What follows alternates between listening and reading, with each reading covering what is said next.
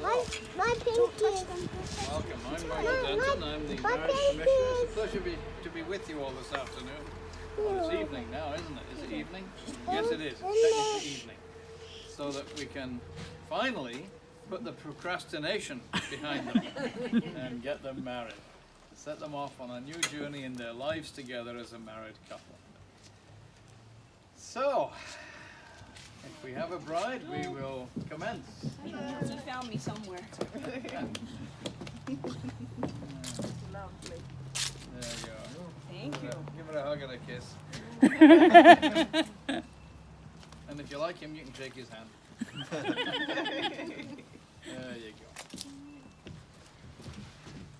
I would rather you be the other way around.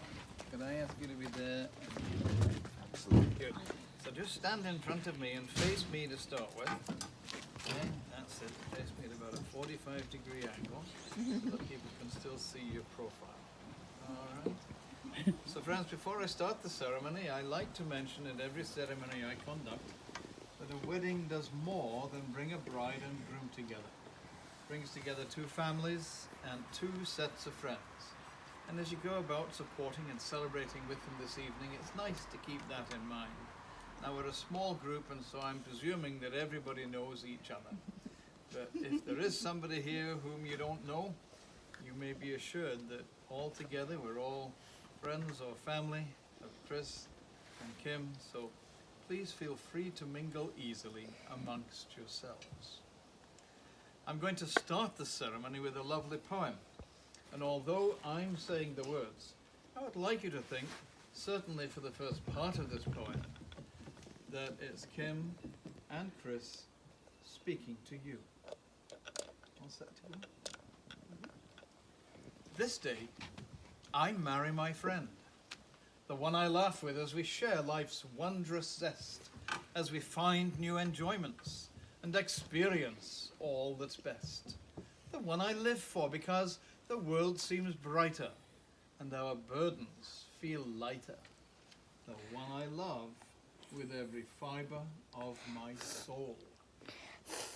Love is giving, not taking, mending, not breaking, trusting, believing, and never deceiving, patiently bearing and faithfully sharing each joy and every sorrow today and tomorrow. Love is kind and understanding, but never demanding. Love is constant, prevailing, its strength never failing. A promise once spoken for all time unbroken. A lifetime together, love's time is forever. And so we are gathered here this evening to celebrate the love and the marriage of Kim and Chris. And to rejoice, it's funny, it's the third Chris I've had today. So Wow. And to rejoice with them in their acceptance of this important commitment, the taking of another person as their lifelong love, companion, and friend. It's a decision I'm sure you've both made with consideration and respect, each for the other. As we celebrate the love that you share, we're also supporting your decision to accept each other, totally and permanently, in this bond of marriage. The ceremony we're about to perform this evening is a civil marriage ceremony as provided for by the laws of our province, and as an appointed marriage commissioner, I am duly authorized to perform this ceremony. The union of two people in heart, body, and mind is intended for your mutual comfort and health, that you may know each other with delight and tenderness. In marriage, you'll give yourselves to each other to care for and look after in the good times. And yes, sometimes in the tougher times too.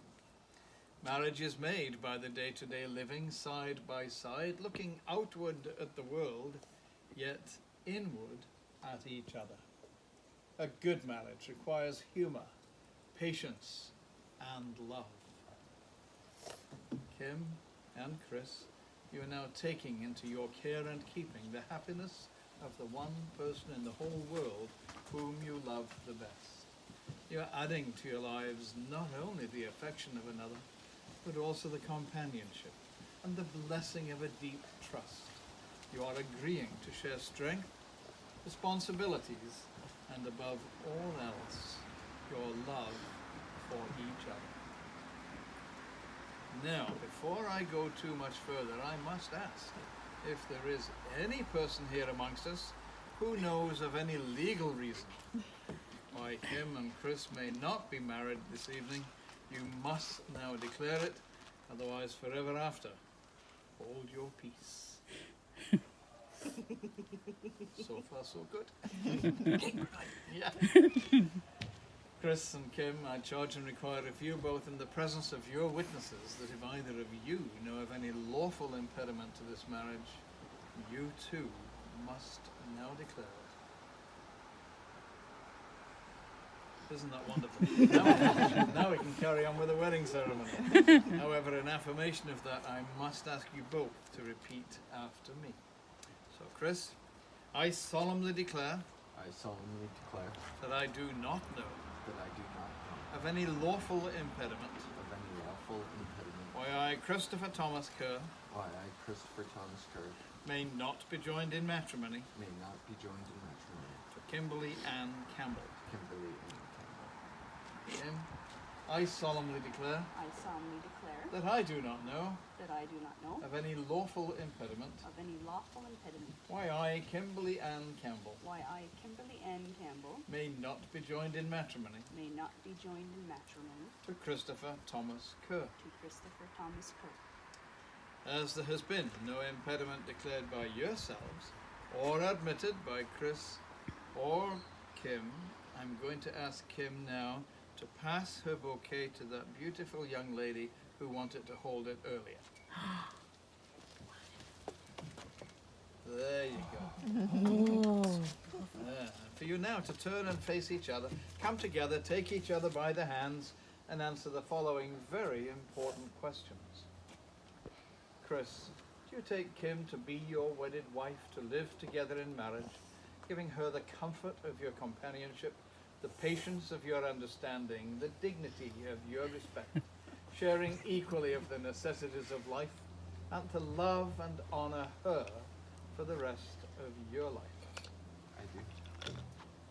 And Kim, do you take Chris to be your wedded husband, to live together in marriage, giving him the comfort of your companionship, the patience of your, of your understanding, the dignity of your respect, sharing equally of the necessities of life, and to love and honor him for the rest of your life?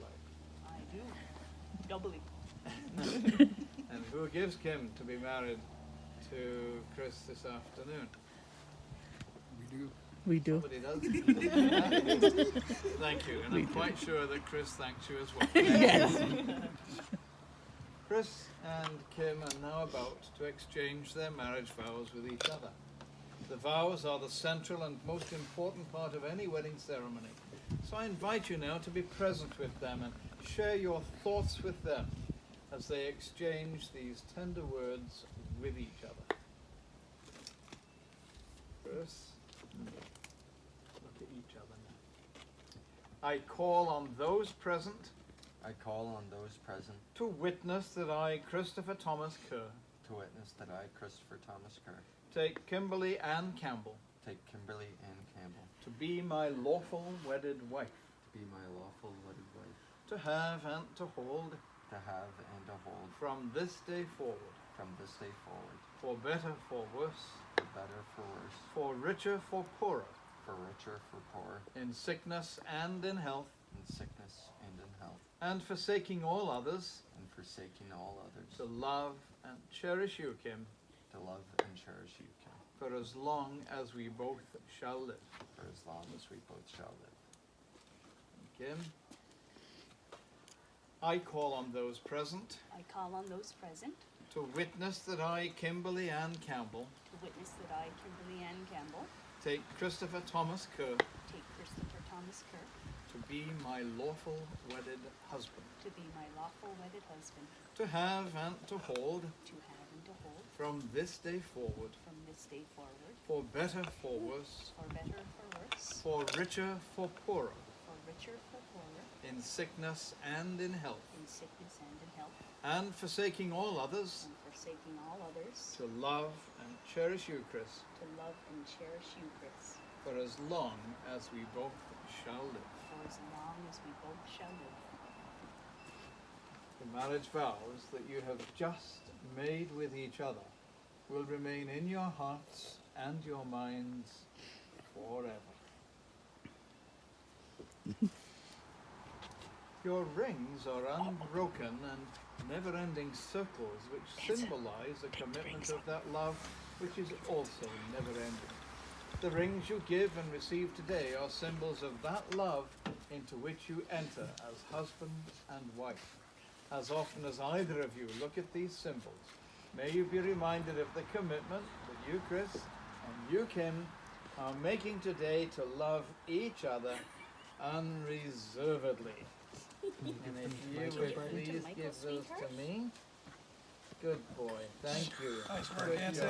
job. Well done. Work, Anson. Good.